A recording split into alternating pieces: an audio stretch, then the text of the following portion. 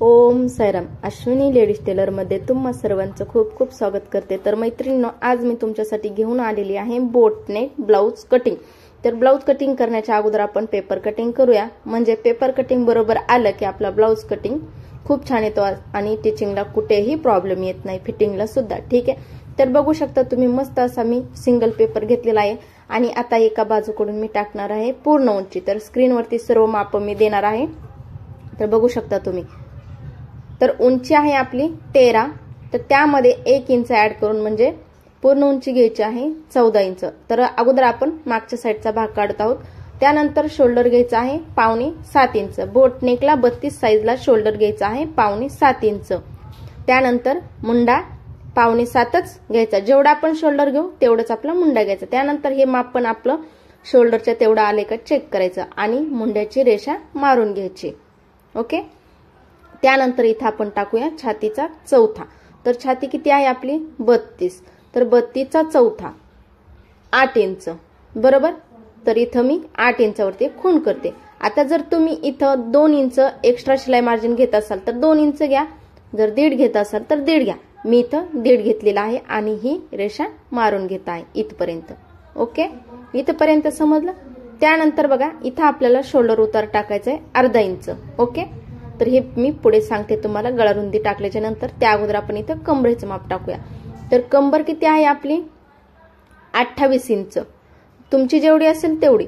तर त्याचा चौथा घ्यायचा. तर मी 28चा चौथा 7 घेतला. त्यानंतर पाठीचा भाग आहे आपला हा, त्यामुळे 1 इंच पाठीच्या टक्ससाठी आणि 1.5 इंच शिलाई मार्जिन. ओके. तर अशा पद्धतीने मी खुणा करून घेतल्या आणि ज्या खुणा केलेल्या आहेत त्या एवढं क्लिअर दिसत नाही, त्या नॉर्मल दिसत आहेत. तर मी रेष मारल्याच्या नंतर तुम्हाला दिसत आहेत. ठीक आहे. तर अशा रेषा मारून घेतलेल्या आहेत मी. आणि हे जे आपलं 1.5 इंच शिलाई मार्जिन आहे ती पण मी रेषा मारून घेतली, म्हणजे तुमच्या लक्षात येईल. ठीक आहे. त्यानंतर इथं आपल्याला पाठीच्या टकसाठी 4 इंच घ्यायचंय आणि उंची सुद्धा 4 इंच. पाठीच्या टकची रुंदी 4, त्यानंतर उंची 4. त्यानंतर अर्धा इंच या बाजूला, अर्धा इंच या बाजूला, अशा पद्धतीने टक्स आखून घ्यायचे. आता मी हे टक्स तुम्हाला ब्लाउज स्टिचिंग करताना सांगत असते, तरी पण मी इथं संबंधासाठी सांगितलं. ठीक आहे. तर हे झाले आपले पाठीचे टक्स. आता इथं बघा, गळा रुंदी 3.5 इंच आणि गळा उंची सुद्धा 3.5 इंच. मी गळा उंची घेतली 3.5 आणि गळा रुंदी 3.5. त्यानंतर हा बॉक्स आपल्याला तयार करून घ्यायचा आहे. ठीक आहे. आता हा बोटनेक आहे. तर इथं तुम्ही वेगवेगळ्या बोटनेक डिझाईन्स काढू शकता तुम्ही तुमच्या आवडीनुसार बरोबर. तर गळा रुंदी 3.5, गळा उंची 3.5 घेतलेली आहे. ठीक आहे. आणि इथं 1.5 इंच किंवा 1 इंच टाकून तुम्ही हा गोलाकार देऊ शकता. त्यानंतर हा जो गळा काढला इथून खाली तुम्ही दुसऱ्या डिझाईनचा सुद्धा काढू शकता, बोटनेकचा बॅक साईडचा. त्यानंतर बघा, गळा रुंदीपासून आपण जे अर्धा इंच शोल्डर उतार टाकला होता तिथे मी डाऊन केलं. त्यानंतर इथं 1 इंच टाकले. मुंड्यास आकार द्यायचा आहे आपल्याला. इथं 1 इंच टाकून मुंड्याला आकार दिलेला आहे. ठीक आहे. इथपर्यंत समजलं तुम्हाला. तर आता आपण कटिंग करूया. तर कटिंग कसं करायचंय ते लक्ष देऊन बघा तुम्ही, म्हणजे तुमच्या लक्षात येईल. तर मैत्रिणींनो, खूप मस्त असा व्हिडिओ झालेला आहे. कुठेही तुम्हाला 32 साईजचा बोटनेक ब्लाउज कटिंग करताना कुठेही तुमचा कधीच चुकणार नाहीये. या पद्धतीने तुम्ही बोटनेक ब्लाउज कटिंग टिचिंग केला तर. ठीक आहे. तर बघा, कटिंग कसं केलं तुमच्या लक्षात आलं असेल. शोल्डर उतार सुद्धा मी कटिंग केलाय, गळा सुद्धा कटिंग केलाय. ठीक आहे. तर आता हाच भाग घेऊन आपण काय करूया, पुढच्या साईडचं कटिंग करूया. तर जसं आहे तसं मी अगोदर आखून घेते आणि बदल काय काय करायचा आहे ते पण मी तुम्हाला व्यवस्थित सांगते. ठीक आहे. तर बघा, जसं आहे तसं मी आखून घेतलेलं आहे. इथं आपल्याला पुढच्या मुंड्याला आकार द्यायचा आहे. पूर्ण उंचीमध्ये अर्धा इंच वाढवायचं आहे. गळा सुद्धा आपल्याला इथं मला आहे तेवढंच ठेवायचं. ते सर्व व्यवस्थित सांगते. तर बघा, अगोदर आपण काय करूया, मुंडा किती होता आपला 5.5, ती रेषा आपण सरळ आखून घेऊया. हे पाशी जसं होतं तसं, कारण हा आपला बॅक साईडचा मुंडा आपल्याला घ्यायचा नसतो, म्हणून आपल्याला इथं पुढचा मुंडा काढायचा असतो. तर बघा, इथं अर्धा इंच उंची वाढवायची आणि गळा पण मला आता इथं पुढच्या साईडचा 3.5च ठेवायचा. जर तुमचा 6, 6.5 असेल तर तुम्ही इथं काढू शकता आणि वेगवेगळ्या गळ्यास आकार देऊ शकता. तर माझा 3.5 म्हणजे हाफच आहे, त्यामुळे मी 3.5 आहे तेवढाच ठेवणार आहे. ठीक आहे. तर बघू शकता, आता इथं आपण काय करूया, पुढच्या मुंड्याला आकार देऊया. तर 1.25 आतमध्ये घ्यायचं आणि मुंड्याची अशी तिरकी रेषा मारून घ्यायची. ठीक आहे.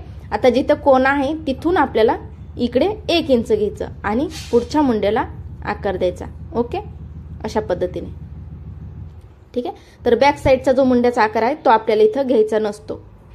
ठीक आहे, इथपर्यंत समजलं. आता पुढे बघूया. तर बघा काय काय काय करतात, जी आपली उंची आहे त्यावरच हे टाकतात. तर नाही मैत्रिणींनो, इथं आपल्याला पूर्ण उंचीमध्ये अर्धा इंच वाढून घ्यायचंय. तर बघा अर्धा इंच मी इथं पुढच्या साईडला वाढून घेतलेला आहे आणि ही रेषा मारून घेत आहे. ठीक आहे. तर आता बघा या रेषेवरती आपल्याला काय करायचंय, कमरेचा चौथ्यावरती एक खूण करायची आणि इथं आपलं प्रिन्सेसचा शेप आहे तिथं आपलं 2 इंच जाणार आहे, त्यामुळे हे 2 इंच वाढून घेतलं. त्यानंतर आपलं शिलाई मार्जिन किती होतं, 1.5 इंच, तर हे 1.5 इंच मी वाढवून घेतलं. ठीक आहे. त्यानंतर बघा हे जे 2 भाग असतात आपले प्रिन्सेसचे ते जोडताना आपला अर्धा इंच जातं, त्यामुळे पुढे आणखीन अर्धा इंच वाढून घ्यायचं. ओके, आणि आता या साईडला पण हे अर्धा इंच वाढवून घ्यायचं. ठीक आहे, आणि ही रेषा अशी मारून घ्यायची. ओके, तर हे झालं आता पूर्ण आपण सगळीकडून माप घेऊन. तर आता आपण काय करूया, प्रिन्सेसचा शेप द्यायचा, त्यामुळे काय करायचं 3.5 वरती रुंदी टाकायची आणि तिथून पुढे 2 इंच आपण जे वाढवून घेतलं होतं ते टाकायचे. आता त्यानंतर बघा जे 3.5 टाकलं तिथून वरती आपल्याला 4 इंच वरती एक खूण करून घ्यायची आणि सरळ रेषा उभी मारून घ्यायची. ठीक आहे, आणि इथून आपल्याला प्रिन्सेसला शेप द्यायचा आहे, म्हणजे आकार द्यायचा आहे. तर बघू शकता तुम्ही खूप मस्त असा मी प्रिन्सेसला आकार देणार आहे. तर हे पहा, इथून काय करायचं आपल्याला, तुम्हाला खालच्या साईडने द्यायला जमला तर खालच्या साईडने द्या, वरच्या साईडने जमला तर वरच्या साईडने द्या. ठीक आहे. तर बघू शकता त्यानंतर आपल्याला तिथून पुढे 2 इंच जे होतं तिथपर्यंत आपल्याला हा प्रिन्सेसचा शेप द्यायचा आहे. ठीक आहे. तर हे बघा मी हे सांगितलं होतं, हे 2 भाग जोडताना आपल्याला अर्धा इंच जातं, त्यामुळे पुढे आपण अर्धा इंच वाढून घेतलं होतं. बरोबर, लक्षात आहे ना. ठीक आहे.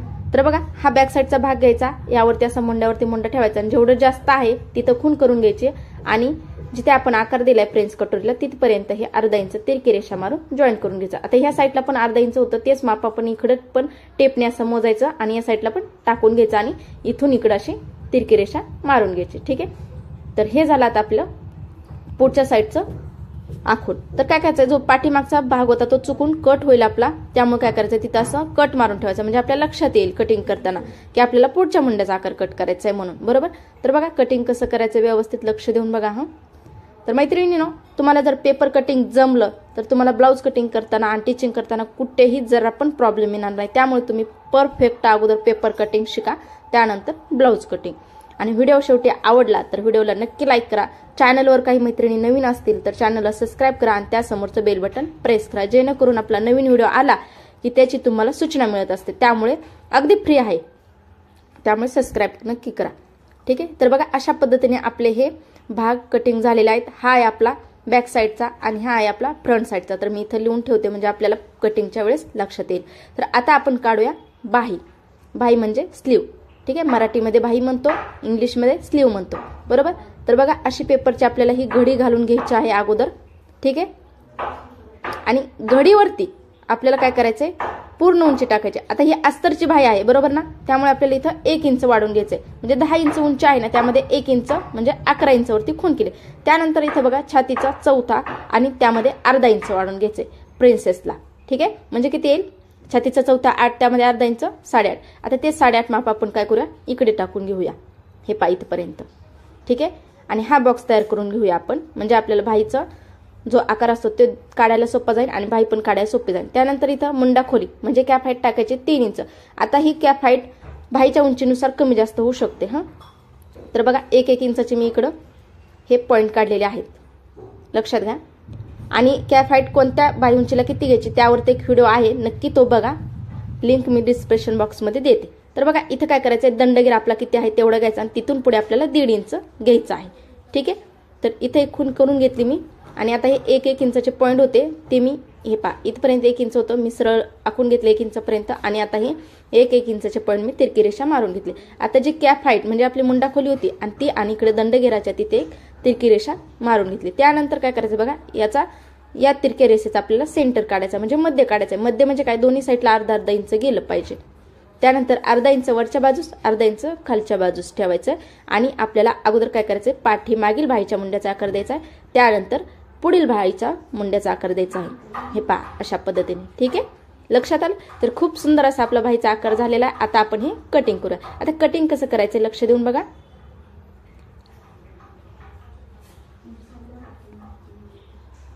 अगोदर पाठीमागील कट करायचा आहे, त्यानंतर ही घडी उघडायची आपल्याला बाहीची आणि पुढील मुंड्याचा आकार कट करायचा बाहीचा. ठीक आहे.